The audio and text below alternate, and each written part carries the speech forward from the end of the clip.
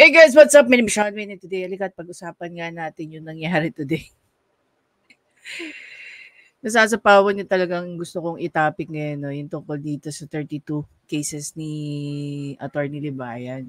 But anyway, gagawin natin yan. Pero pag-usapan muna natin itong mainit na dramang naganap kanina, no? Diyan sa Senado.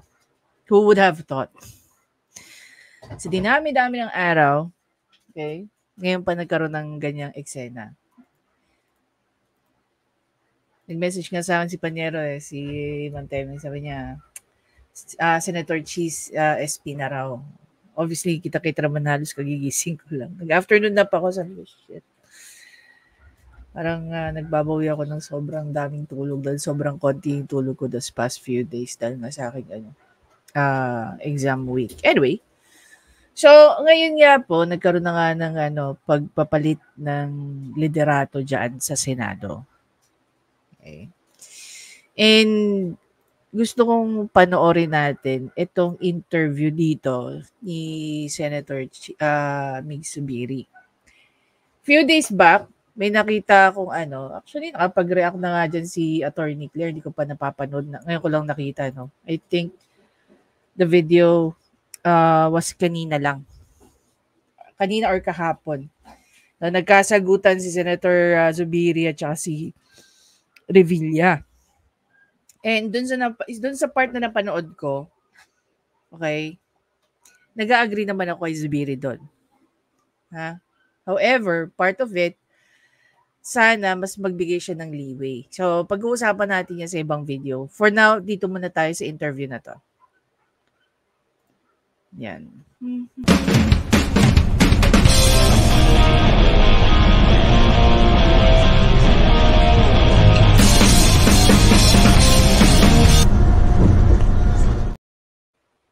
Naman sa nangyaring rigudon sa mataas na kapulungan ng Kongreso. Live mula sa Senado, makakasama po natin si Senadora o former Senate President Juan Miguel Zubiri. Mayong gabi, Senator. Yes, mayong gabi sa tanan, kapaminaw. Sa lahat po nakikinig po na yun, magandang gabi po sa inyo lahat. Opo, Senator, si Alex Santos po to. Kasama ko po si Ali Soto dito po sa Net25. Senator, bagamat batid na ho namin ang inyo pong talumpati kanina, baka meron ho kayong gustong i-share sa amin po. Ano ho bang punot dulo nito na pagpapalit po ng liderato ng Senado? Alam mo, Alex and Ali, nung January pa lang, nung kinontra po natin yung People's Initiative, naramdaman ko po na parang mga kaalyado natin, mga kasama natin ay medyo hindi na ganun I'd say, responsive sa ating liderato. At nakikita ko po marami po mga dumarating na batiko mismo sa mga kaalyado natin. And then on forward to February, March, naglalabas na po yung mga black propaganda against sa liderato ng Senado. And most recently, I guess dahil sa mga hearings ni Senator Bato de la Rosa, ay may... You know, this is very unfair. Honestly, it's very unfair para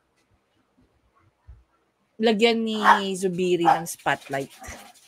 Yung naging, Senate hearing ni Senator Bato tungkol dito sa PIDEA leaks. Kasi kung papanoorin natin itong buo, wala nang ginawa si Zubiri kung hindi sisihin yung mga tao. Hindi niya kayang tanggapin na meron din siyang mga pagkukulang. Napakadaming pagkukulang. Hindi po yun propaganda. In the first place, sa dinami-dami, ilang taon na ba tayong nanonood ng mga Senate hearing? Na siya yung Senate President. Simulang umupo siya. Ang dami-dami ng kapalpakan sa loob ng Senado. Yung mga mabibigat na issue, halimbawa na lang umpisahan natin dyan sa People's Initiative. 'Di ba? Ano yung nangyari sa People's Initiative? Anong nangyari dyan sa hearing na yan? Ano ang naging resolution yan? Napatigil ba? Napakulong ba yung mga tao? Napakasuhan ba yung mga tao? na involve diyan sa PI na yan? Hindi naman, di ba? Wala naman tayong narinig. Yung ginagawa ni Raffy Tulfo sa loob ng Senado, may narinig ba tayo? Wala. Gaano ba karaming resource person ang nabastos na dyan sa loob ng Senado? Na wala siyang nagagawa bilang Senate President. Tito Soto is way better than him. Who else? Ayoko naman i-compare si JPE. Bakit? Parang hindi natin dapat kinukumpara yung mga gaya, yung kalidad, no? Yung sabihin na lang natin, yung skills, yung leadership, at marami pang iba pagdating kay JPE. Matanda na siya eh. Ibig sabihin siya na siguro yung oracle dyan eh. sa loob ng Senado. Siya na yung masasabi mong maalam sa lahat ng maalam. Most probably, yung Senate rules baka nakabisado na ng taong yun. Diba? And take note, during the time of JPE, ginisagisan niya si Senator Trillanes at that time, no? Senator din na Trillanes. Tungkol nga dyan sa kwento ng pagiging ng emisaryo niya sa China. Na di umano, simulang na ipag-usap itong si Trillanes sa China, bigla na lang naglaho sa atin daw ang Scarborough Show. No, hindi tayo makapag-komento dyan kasi mababaw lang yung kaalaman natin. But definitely, naririnig na natin yan back then. Napanood pa nga natin kung paano nag-walk out si Trillanes eh. 'Di ba? Na sinasabi sa kanya ni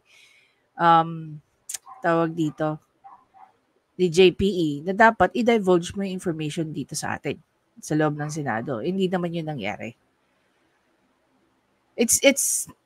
I just find it very unfair, no? Na parang pinapalabas dito ni Zubiri na siya ay pinag-iinitan, na hinayaan niya at hinayaan niyang entertainin ni Senator Bato yung tungkol dyan sa PDEA leaks. Bakit?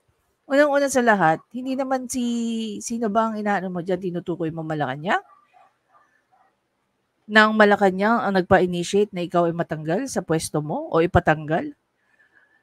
Even before the PDEA leaks, marami ka ng kababayan nang nakikitang napaka-incompetent mong Senate President. Sana hindi mo sinasabi na trinatraidor ka ng mga kaibigan mo. Kasi if that is the case, hindi ka objective na tao. The way you see, yung pagdidesisyon nila, is parang sinasabi mo, napaka-subjective nilang mga tao. Definitely, for sure, itong mga bumoto sa'yo na matanggal ka, they have their own KPIs. And dun sa KPIs na yon, hindi mo na-meet yun. Hindi habang buhay, hindi habang ikaw ay Senate President, patuloy na lumulubog ang Senado. Diba? Binabatikos ka ng maraming mga tao dahil nakikita namin how incompetent you are as a Senate President. At sa totoo lang, pinagpapasalamat namin na ikaw ay napalitan. Bakit? Kasi hindi dapat ganyan eh. Diba? Yung hearing ng PI at saka ng PDEA leaks, sinisita mo as nonsense. Diba? Waste of resources ng gobyerno. Pero yung mga pahiring ni Raffy Tulfo, no comment ka. Mga nagalit sa akin na may kapangyarihan at siguro sabi Sino kaya? Sino kaya ang may makapangyarihan? Hindi mo patumbukin ng mga taga-Malacanang ba? 'Di ba? nila palitan yung liderato ng Senado. Nahihinayan lang talaga ako, Alex, kasi alam mo, the Senate has always been an independent institution. We really hope na ganun nga. Pero the way we see it, hindi eh. Sinasabi nga nila, last bastion of democracy, pero mukhang may ibang tao na may ibang agenda. But of course, hindi ko naman sinasabi ito ay agenda ng ating bagong Senate President. I'd like to congratulate Senate President Chis Escudero sa pag-ascend niya po as bilang Senate President ng Republika ng Pilipinas. Ang akin lang po, naramdaman ko talaga. Mas maganda pa nga kung naging Senate President. I agree with with Secretary Jing Paras. Maganda nga sana kung si Senator Villar ang naging Senate President. If not Villar, Cynthia Villar, si Senator Pia. But then again, by 2025 po kasi, matatapos na yung termino niya. So magpapalit na naman ba tayo? I'm very hopeful dito kay Senator Chis. Nakita naman natin yung performance niya, no? Ng hirap ng itong nakarang 5 buwan. And grabe ang pressure sa akin.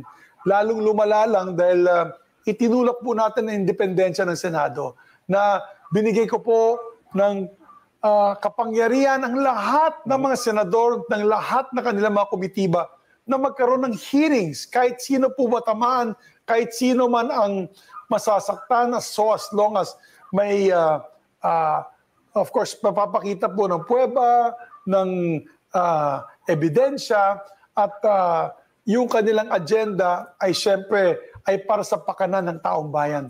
Kaya siguro dahil dyan ay medyo naipit po tayo. Opo. Pero handa po tayo, Alex and Ali, na ituloy po ang laban para sa bayan. Okay. Na hindi po mawawala yung advokasya natin na itulak yung pagtaas ng sweldo ng ating mga manggagawa, yung pagtulak ng mga programa para sa livelihood, no? Para maangat ang kabuhayan ng ating mga mahihirap na masang Pilipino. Opo. Ayun lang bilang ordinaryong senador.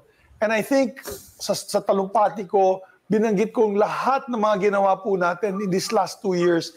Ang dami po natin batas na naipasa, ang dami po natin ginawang mga hakbang. Alam mo, for the record, ang dami nating batas na naipasa. Kahit hindi ikaw ang Senate President, marami talagang batas na ipapasa dahil yung mga batas na pinapasa ninyo, yan yung mga batas na minamark as urgent ni PBBM. Ang reklamo nga sa inyo ng House of Representatives, ang babagal yung magsikilos. Ang dami ng mga bills na nakabinbin sa kanila at hindi makausa dahil nga sa mga nangyayari dyan sa Senado. Imagine niyo, nagpapahiring kayo sa mga irrelevant na issues. Lalong-lalo na yung mga issues na nanggagaling sa programa ni RTIA. Diba? Bakit? Alam niyo, here's the thing. Hindi lang naman si Raffy Tulfo ang may programa. Meron din naman si Senator Tolentino. Diba? May morning program po yan. Meron din yung magkapatid na Cayetano. Pero bakit hindi nila binibit-bit yung mga issues na yon dyan sa loob ng Senado? Tapos ikaw, hinahayaan mo at ini-entertain nyo yun. Alam mo kung ano pa yung worse? Na hinahayaan mo yung mga kapwa mo senador na walang ginawa kundi mag-akusa lang sa kanilang mga resource person. Ano pa yung mas worse dyan sa part na yan? Na itong mga inakusa, karamihan na resource person ay nagtatrabaho din sa gobyerno. Walang mapatunayan, nasisira lang yung pangalan ng institusyon. Para saan? Para bumango? 'Di ba? Sa expense ng what? Ng kasiraan ng isang institusyon. Di ba nga sana kung kung yung tao lang nasisira Yung taong binibenga nyo dyan sa loob ng Senado. Hindi Yung trust and confidence ng taong bayan, hindi doon sa tao nakasalalay. Nandun sa entire institution. Ako personally, I don't wanna go to NBI. Diba? I really don't wanna go to NBI. I'd rather deal with PNP rather than go with NBI. Bakit? Kasi kayo mismo ang taga-Senado ang nag-inculcate sa utak ng mga tao na mga tao sa NBI pwedeng magkaroon ng biases. Diba? Ang PNP, ginagawa nyo underdog. Wala na kayong nakita. pag sinasalang yung mga taga-PNP dyan sa inyo, sa loob ng Senado, sirang-sira ang imahe ng Senado, ay ng PNP. Mula sa news hanggang dyan sa inyo sa Senado, wala. Wala na kayong nakitang mabuting ginawa ng PNP. Kung meron man halos gakulangot na hindi mo mapansin. 'Di ba? Para manatiling independensya ng Senado, biro mo, 4-5 months ago, pumuntik na mawalang saysay ang Senado. Tayo po ay lumaban para sa ating institusyon, and I'm proud to say that nanatili po tayo. So, yun lamang po, siguro may mga nasaktan, may mga... Well, kahit hindi ka naman magsalita, Senator Zubiri, kahit hindi naman po kayo ang magsalita, meron naman 23 na magsastand against dyan sa kagustuhan ng HOR. 'Di ba? Wag po sana tayong credit grabber. You may be the Senate President at that time, pero napakalaki ng contribution ng mga kasamahan mo sa Senado. Hindi namin nakakalimutan na halos gusto mong ipatigil yung Senate hearing tungkol dyan sa People's Initiative. 'Di ba? mga may kapangyarihan, obviously mas malakas sa akin na hindi na po natin... Sino ba mas malakas sa'yo? Kung titignan na natin yung hierarchy of position, si PBBM, si VP Sara, ikaw, House of Representative, Speaker Romualdez, sino? Are you saying na kaya ka napatanggal dyan? Pinatanggal ka ni FL Lisa or ni PBBM? I really doubt it. Diba? Nagkakasama pa nga kayo. Not unless meron silang hiningin pabor sa'yo na hindi mo sila pinagbigyan o hindi mo sila kayang pagbigyan. Because ikaw rin ang taong bayan din ang magiging kalaban mo. 'Di ba? Siguro pinili mo yung lesser evil. Wala na po tayong magagawa at this point in time. I respect the decision of my colleagues and I congratulate Senate President Chis Escudero and I hope he does a good job. I hope he does a good job at yung mga naiwan po mga... I really hope so. Me too. I really do hope so. No? Na he's way better than any Senate President na dumaan. So far, yung performance ni Senator Chis Escudero tuwing pinapanood ko ang Senate hearing ng PIDEA Leaks, nagugustuhan ko kung paano niya inaatake. Diba? In the first place, kung iisipin yung mabuti, si Senator Chis Escudero lang yata, no? If I remember it correctly, hindi siya gaya ni Jingo Estrada na inaatake ng grabe si Morales. Yung mga bagong liderato ng Senado, I hope they do a good job for the country. Opo, Senator, total nabanggit na ho ninyo na meron pa mas makapangyarihan po ang may kagagawan ho nito. Gusto siguro malaman ho ng taong bayan na not only within your halls of ng Kongreso, ang may kagagawan ho nitong pag-resign ho ninyo, pwede ba ho ninyo mabanggit sa taong bayan? Sino ba yung sinasabi ho ninyo makapangyarihan? This isn't the end for me. Sa tingin nyo, magdadrop ng name itong si Zubiri? I doubt it. I really doubt it. You don't have the balls to do that. Otherwise, sinabi mo na kanina. Kanina ko papansinin yung mga salitaan dito ni Senator Zubiri, no? Puro siya pahapyaw. Puro siya pagbibigay ng mga clue leading to a particular person, particular couple, particular institution. 'Di ba? Kaya nga natin sino pa ba ang mas tataas sa'yo? Walang iba kundi ang executive, which is sino? Ang Malacanang. 'Di ba? Are you saying na wala ng trust and confidence sa'yo si PBBM? Kaya kailangan kanyang palitan? Hindi ko na siguro babanggitin yun, Alex. Siguro Alam mo, gusto ko lang katahimikan na yon, pahinga muna kasama ng aking pamilya. Opo. Alam mo, nagugulat lang ako dahil yung mga nagbibigay suporta sa akin nung Sabado lamang ay biglang bumaliktad. Hindi ko po alam bakit. Medyo nakakalungkot. Sabi ko nga kanina sa aking speech, heartbroken po ako. Mahirap na magsalita, Alex, pero sa totoo lang, of course, ganyan ng politika, wala po tayong magagawa. We have to go with the flow, ika nga. And they had the numbers, they had more than 13 votes. So ako po yung nagbigay na lang ng aking privilege speech sa pag-resign bilang senador. But I continue to be an independent Senate President, hindi senador. Senador ka pa rin. member of the Senate. And of course, babantayan natin na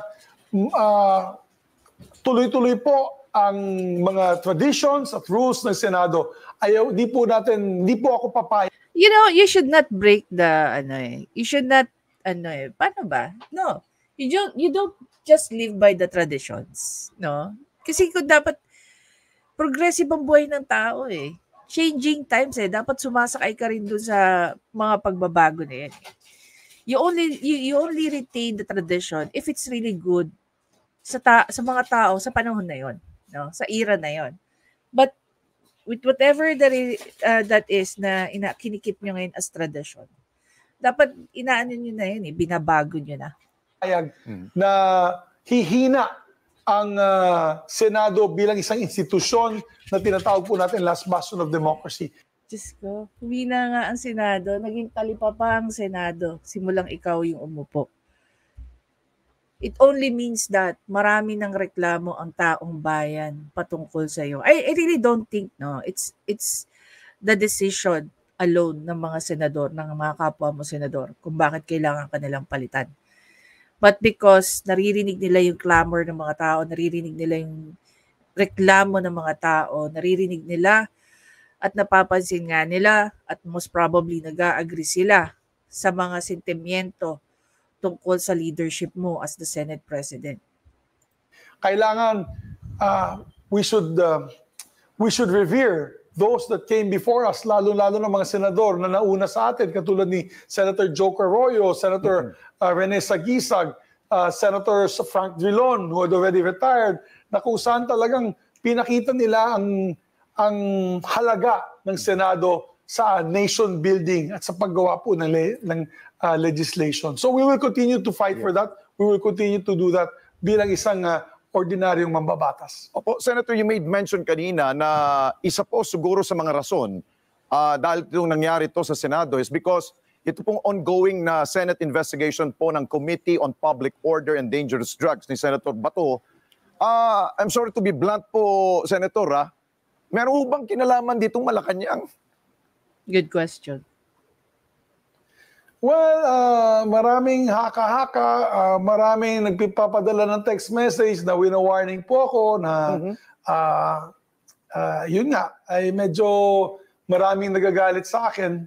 Sabi ko nga sa hearing, naalala nyo, nagsalita po ako sa hearing, I attended once. Di tinumbok mo rin.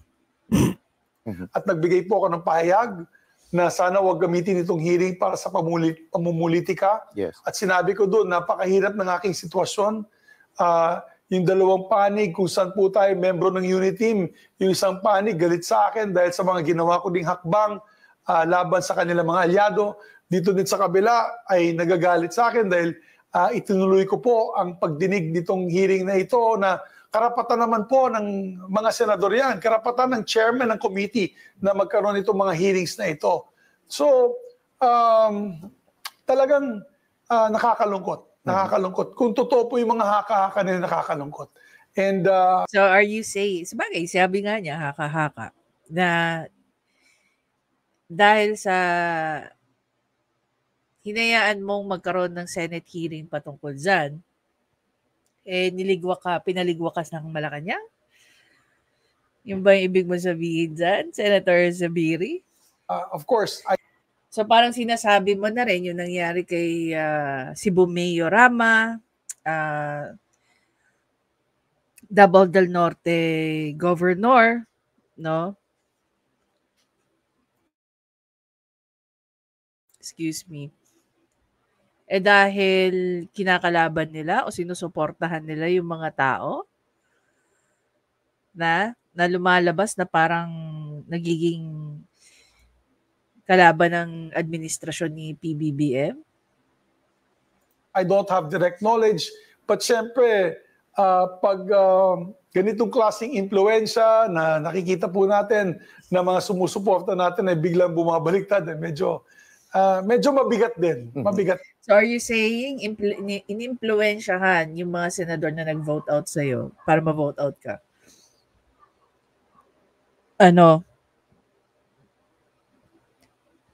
Na-impluwensyahan ng Malacanang. Pwede ba nating makita yan? Hindi ko alam kung meron na list ng mga nag-vote para siya ay matanggal na Senate President. Pero okay lang po. Ano naman tayo? Cool tayo, sport naman tayo. Matagal na ako sa politika since 1998. Kaya okay na rin sa akin na gawin ko na lang aking tungkulin bilang isang ordinaryong mambabatas. At mas maganda po yan, hindi po tayo under pressure na dapat sunod-sunurin tayo sa mga utos ng mga ibang tao. So are you saying na inuutusan ka ng Malacanang na huwag ipatuloy ang PDEA leaks? Ganda po sigurong ganyang klaseng tungkulin sa ating mga darating na mga buwan at taon bilang isang senador. And Senator, dahil po sa pagbabago ho sa mga posisyon po dyan sa Senado, anong magiging role po ninyo po dyan? Kayo po ba ay aanib na ho sa minority group? We think... Well, ito guys, yun, itong na to, tungkol na sa magiging next phase ng kanyang pagiging senador. Anyway, this is my take on this one. Kanina pa ako sasalita, tapos this is my take on this one. Dahil, una sa lahat, hindi naging magandang, para sa akin, hindi naging maganda ang performance ni Senator Zubiri as the SP or Senate President.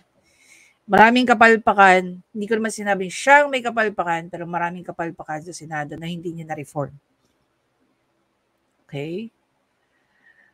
Marami siyang mga kasamaan dyan sa loob ng Senado na hinayaan niyang gawing talipapa ang Senado.